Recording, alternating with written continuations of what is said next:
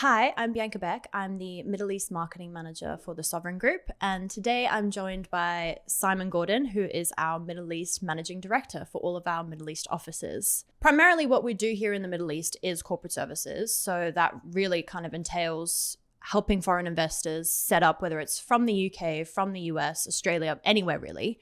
But the company formation, business services, and the kind of maintenance of those companies. But I guess the conversation today that I wanted to have with you is a little bit more on the lifestyle side of coming to the UAE. I think our team get a lot of questions when they're talking to investors about the formation, etc. A lot of questions come about like, okay, well, I'm going to move my family across, and what is it actually like to live in the UAE? So Simon, thank you for joining me today. You're very welcome. Nice to be here. Thank you, Bianca. So I want to start simple. How long have you been here, and was UAE always kind of the first choice for you when you're looking at the Middle East? Yeah, so I've been here, it'll be 13 years in June. And I've been out, before I came over, I'd been out twice on holiday. I'd really enjoyed it. But at the time I was working and living back in Ireland. I kind of felt I'd had enough. I'd been an expat before, and a friend of mine was living in Dubai. So yeah, Dubai was very much the kind of the first place that I landed in when I came to the Middle East. And yeah, I've been here ever since and really enjoyed it. So at that time, you came out pre-kids, so it was you on your own. So did that have any impact on why you chose the UAE? Like, were any of the other cities in the Middle East an option for you at that time? Probably not. So yeah, I wasn't married at the time, hadn't met my wife, and didn't have any kids. But again, I think it was the fact that I had some friends here. Yeah. So again, that was kind of the main pull. I had a friend who worked in Qatar, but I had heard it was a little bit more slower paced. So the fact that I was a little bit younger at the time and unattached, I think Dubai made sense at the time. So yeah. Really. Yeah, I mean, I think that's really reflective of the kinds of people that you see here. Either it's individuals coming, to start their career, couples coming before they have kids.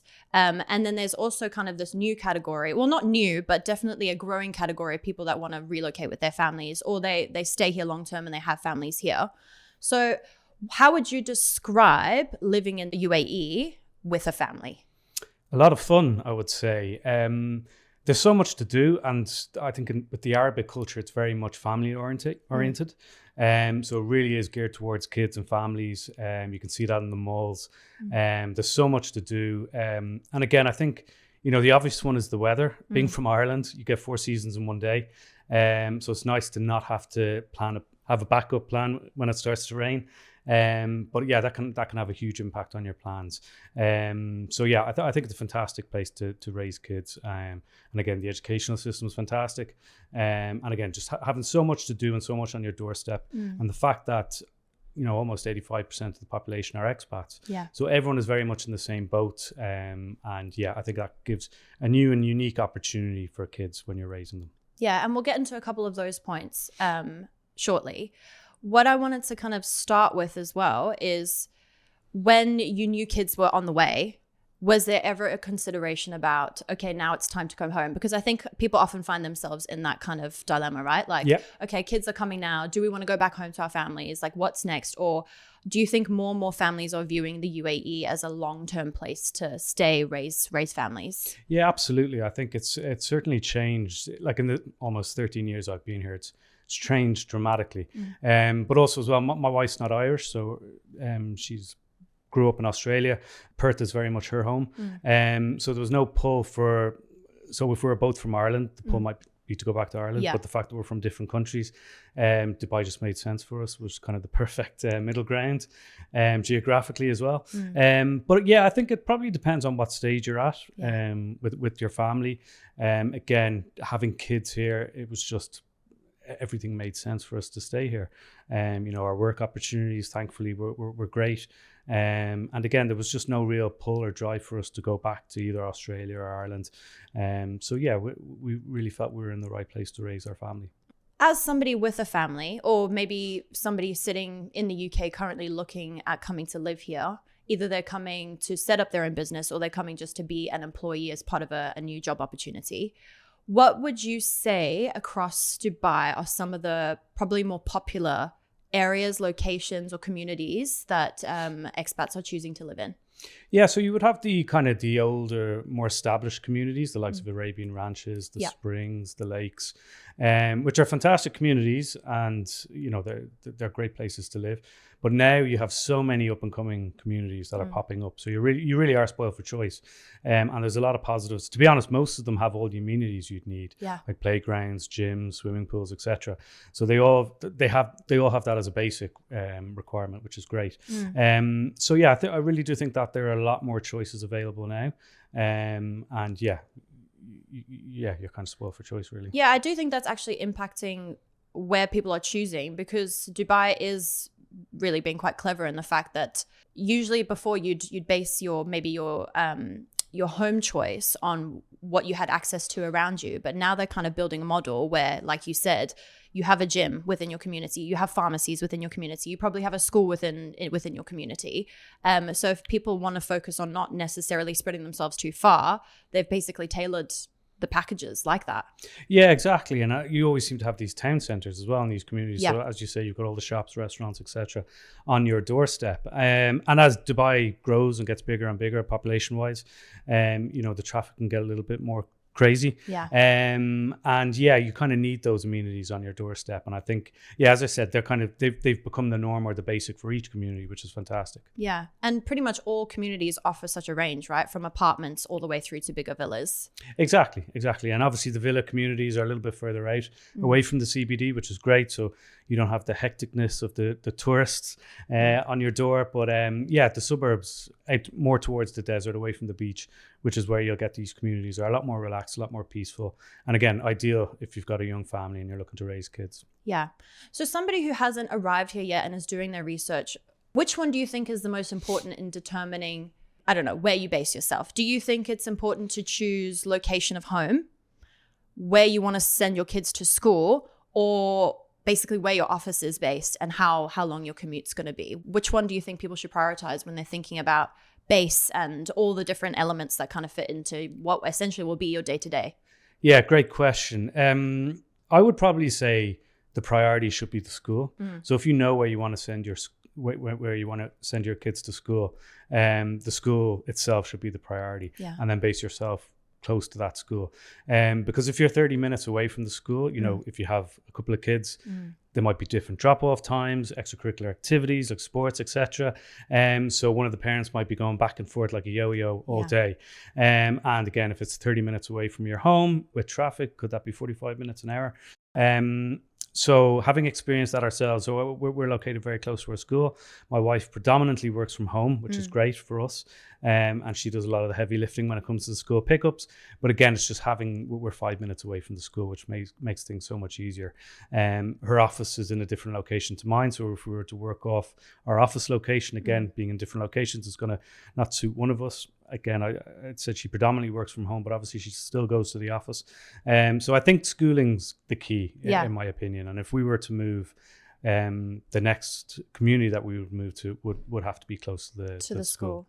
So you'd prioritize that and essentially not disrupting your kids' kind of future school experience by choosing school first. Yeah, exactly. Because I have some friends who had sent their kids to school and then have moved villas, and all of a sudden they're now 30-40 minutes away, and they're telling me how much pressure it's putting on them kind of with the commute to the school. So now that they're thinking, should we change schools now because they're in the house that they own?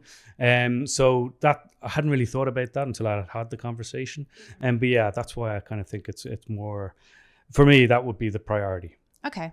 And then I think schools is a really big topic for people, because I think firstly, when you come to Dubai, you're almost confronted with the choice that you have, which is amazing for parents, I guess, to be able to have such choice. But for example, even in the area that I live in, Science Park, Arjan, there's 8 schools that line up in a single row. So I don't know, maybe it was a little bit easier for you having kind of had your kids here and then got to know the environment. But for someone coming over and trying to decide maybe what school's the right fit, what are some of the things that maybe they should consider in terms of where to send their kids for education? Yeah, I think so the fantastic thing about Dubai is that you have multiple curricula. So you've got the British system, you've got the American system, you've got the IB system. So I guess it depends what kind of curriculum you want your child to do. But again, you have so much choice when you do decide whatever curriculum you want them to be in. So yeah, I think for us, it was very much a case of we wanted our children to follow the British curriculum. Yeah. And we had kind of looked at a few different schools. The school we chose in the end had just opened, but what we really liked about it was obviously kind of with the teachers being Irish and English obviously helped. But the fact that they really push the children to go outside, to think outside the box. So it's not just the standard educational course. For example, my daughter did an MBA about 3 weeks ago. So they're pushing the kids to do things like this, to kind of, which is very different to the norm when it comes to like the usual kind of course that they would follow. So I found that kind of really... I was really excited to hear that. Yeah. And again, obviously, sports is important for us. So again, just having that more exposure for the children and the various different sports. Yeah. So I guess deciding what you want for them and what school fits those things, because not everyone's going to be purely, I want schools that push certain grades. A lot of, I think the international school systems now do kind of look at a well-rounded child rather than, and child well-being, and some schools cater to more like outdoor learning and stuff like that. So I guess it just depends on what you want as a family. Yeah, exactly. And that's really what we wanted. So again, kind of, exposing the children to a lot of things, right? And not just focusing on the grades, as you say. Yeah. So when you were looking at schools options at the time, what were some of the things that you were taking into consideration, if does that make sense? Yeah. So, or for example, what advice would you give to friends from Ireland or friends coming in from the UK as to like where to start with school choice? Yeah, well, I think the schools are really proactive with doing obviously the tours. Obviously, if you know people here, so if you have friends and family, recommendation is always the best way to go. But again, it's got to be the right fit for you and your family. So the tours are great for that. So we had toured a couple of schools, and again, it was just, I don't know, you get a sense or feeling about you get a little bit of a feel. So I guess probably a little bit like finding your new home, that you just got a good feel for it. And again, it was the facilities. So, it had everything like departments, and music, again, kind of all the sports facilities, etc. So it was kind of ticked all the boxes for us. Yeah. And I think, I'm also an international school goer, like back in my day in Singapore. And my parents at the time chose the Aussie system because that we had the same calendar year in South Africa. So I think also familiarity with what helps as well. So that's probably why, if you come here, you'll see there is literally an Australian school, British schools, like schools basically for every nationality.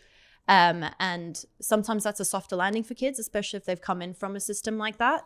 Yeah, exactly. Do you think parents take that into consideration? Yeah, it was definitely one of the things that I factored in, and it was the fact that we had a few Irish teachers at the school. I love that. And again, you want your kids to kind of have that little bit of home. Being an expat, that's really what you miss. So again, whatever kind of exposure you can get is fantastic, and you're always going to try and get that. What does a typical week look like for a family? And I'd like to talk a little bit about both the kind of work week and school week, and then what a weekend could potentially look like. Okay, so starting... I know it varies a lot depending on what you like to do, etc. But yeah, of course. Well, I think the working week. So again, kind of the kids get into school quite early, usually it's earlier than UK systems, right? Yeah, exactly. Yeah. I think the day is a lot longer compared to the rest of Europe, but the number of days in the calendar year is a lot less. But yeah, the kids would usually be in anywhere between kind of 7:30, 8 o'clock. And then my son would finish up a little bit earlier, around 3 o'clock, and then my daughter 4 o'clock. And my daughter would have sometimes some after school activities like netball or whatever. So she would stay on for a little bit later than that. Yeah. Obviously the working week for us is just very much kind of, that very well, so I don't need to go into that. But the weekend itself can be, usually there's a birthday party every weekend that you got to take the kids to. And I have to say, my wife does a lot of the heavy lifting there as well. So she does a great job with that. But yeah, if you've got a couple of kids, the likelihood is that you're going to have a birthday party every weekend to go to, which keeps the kids occupied, obviously. And then our kids do swimming lessons. So, of course, they have swimming lessons on different days. So one would go Saturday morning, the other child goes Sunday morning. And then what we try to do is just keep them occupied. So, again, malls kind of really geared towards kids. So, You've got arcades, you've got bowling alleys, you've got kids cinemas. Yeah. You've really got everything you need, trampoline kind of areas. So you've got a lot you can do in the malls. And we like to go down to some beach clubs because again, our kids love the sea and the beach and the wildlife or the sea life you get. So that's a great way to kind of spend the Saturday and unwind and relax. But there really is, you're kind of spoiled for choice. You can go into the desert, you can do camping. There's a lot to do here. Depends on what you'd like to do, I suppose. Right? Exactly. And again, like barbecue, having friends and families over, hosting barbecues and just having pool days at home. I think that's quite a nice side of Dubai for people to hear, because I think sometimes with the glitz and the glam that you see in the media, people forget that like normal people just live here and live daily life. Yeah.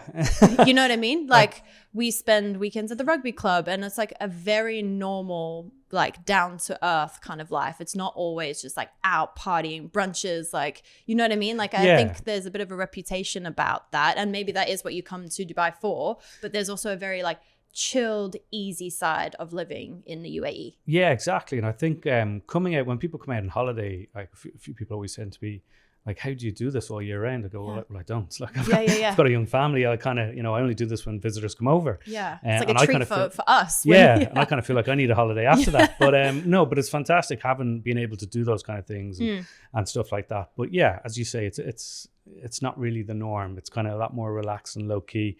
But again, at the same time, you're spoiled for choice. So it's all on your doorstep, which is fantastic. Yeah. What are some of the elements or parts of Dubai that you like about raising a family here? Is it ability to travel? Is it safety? Like, what are some of the things that kind of keep you here as a family?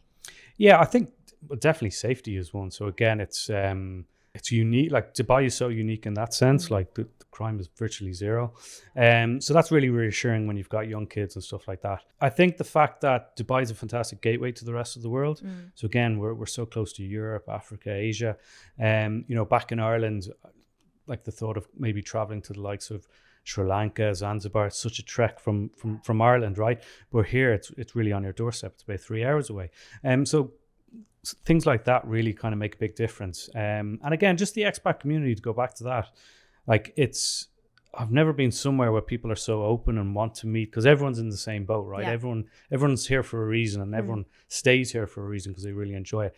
But I think kind of the energy you get from people and just the willingness to meet, and that's what really friends and expand their circle. Exactly, and not just kind of in with the friendship groups, but also with business. Like I was really taken back when I first came over, how willing people were to meet you and to give you their time. And again, it's just everyone's kind of wants to make friends and is so sociable, which I think is really unique. And it's really what you want your kids to be exposed to as well. Yeah.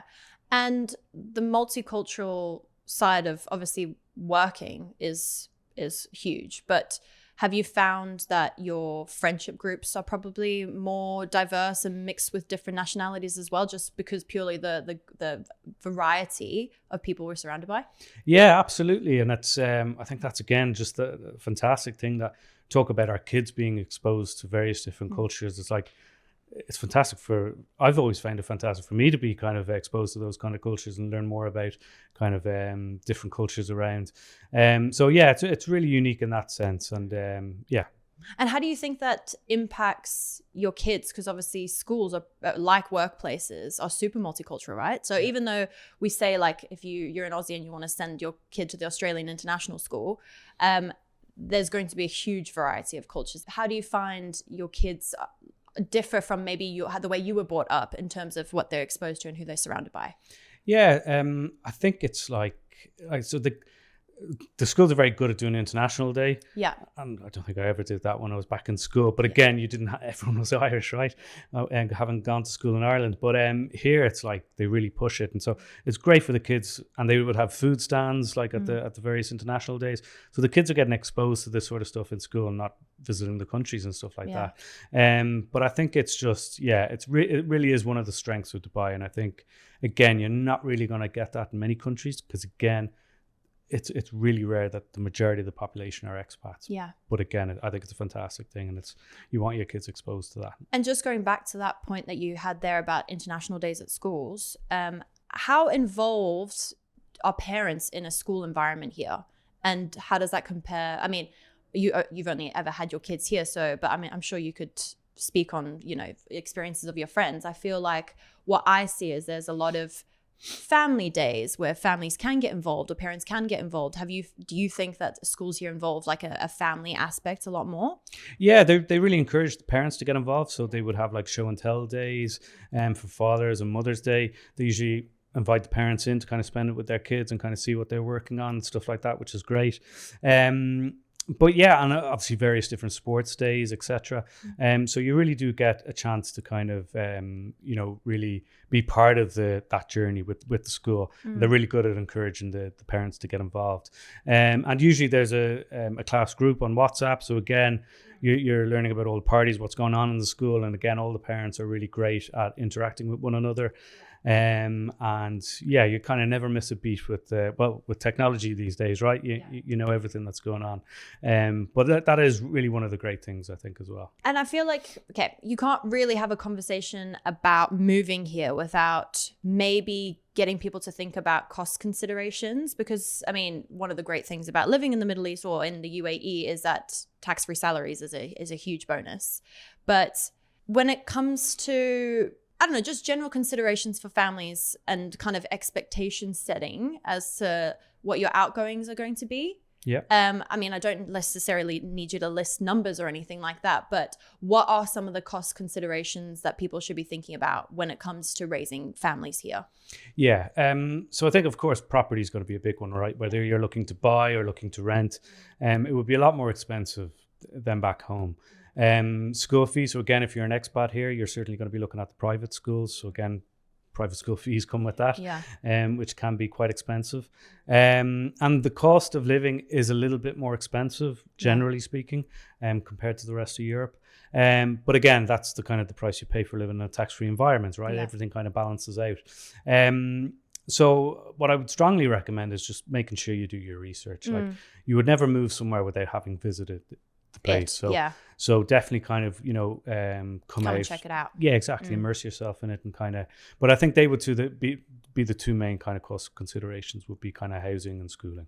I suppose anybody who is looking to move here, especially with a young family, they're going to want to look at the areas, like some of the places that we talked about, look at different school options. So definitely visiting would be a priority, right? Absolutely. Absolutely. And it's a fun place to come and check out, right? Yeah. But yeah, it's very unique. And again, it was one of the pulls for me was something very culturally different. I'd been an expat, so I'd lived in Spain for a year, studied there, and I lived in Australia for 2 years. So I knew I was always going to be an expat. But coming to the Middle East is very different. Culturally, it's very different. But it's been amazing. And yeah, I wouldn't have changed it. And again, being here nearly 13 years, I think that tells a tale in itself. So if you hadn't made that move then and come out and obviously had the family, but you had your family back in Ireland, would it still be a place that you'd look at? Like now, if you were moving now? Yeah, absolutely. I think, again, it's all about timing and the right opportunity. So I felt I was very lucky at the time with the opportunity I was presented with. But yeah, absolutely. I think, again, just to go back to some of the simple things, the weather, the safety, it really is a great place to raise kids. And I talked to a lot of friends back home and, tried to get them out on a holiday, and whenever they do come, they kind of realize how amazing it is. Because whatever they might have seen on the likes of social media and TV shows, etc., is kind of one side of it, which is great. But again, there is a very much different side of it when it comes to having family and stuff like that. And that's, I think, the side that people don't see too often, but is really, really incredible over here. So I think we'll wrap up there, but maybe for someone who is kind of now, starting to do their research about moving across to the UAE, any final words of wisdom, advice? Do it. No, absolutely. I would say obviously do your research because it is very different. But once you come out and you kind of see it for yourself, you'll fall in love with it. And again, it's just the opportunity it brings.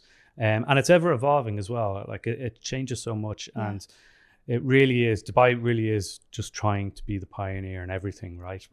Which is great, refreshing, and yeah, it's just. I think you will have no regrets if you make a decision to move out here. Yeah, I mean they've made so many good moves in terms of visa reforms and all that kind of stuff. Actually, there is one other thing that I want to talk about is if, for example, you're moving out for your job. How does it work with bringing your family across in terms of visas? I think that might be something that people are interested to know, because does it differ between being an investor, opening your own company, and being an employee of that business? Like if you want to sponsor your wife and kids, or the other way around, your husband and kids, do they all come under your visa? Yeah, great question to finish with, Bianca. So yeah, if you're coming out to a job, your employers would basically sponsor you, so your visa would be under the company, and then you would sponsor your dependents, so your wife and your children could get a dependency visa under your kind of employment visa. For investors looking to come out and set up their own business, so again, they would be setting up their company and then sponsoring themselves under that company. And if the partner, the wife or the husband, were going to work in that company, they could also take up an employment visa, but they could just as easily, sponsor them the same way as the dependents. And that responsibility of sponsoring dependents is on the individual, correct? Not the company. Correct. Interesting. I do think that we are going to see more and more people generally moving out to the UAE. We can see it already. We can see the population growth even over the last year. But 2026 actually is the year of the family in the UAE. So super topical. And yeah, Simon, thank you so much for your time. Thank you very much, Bianca. It's a pleasure.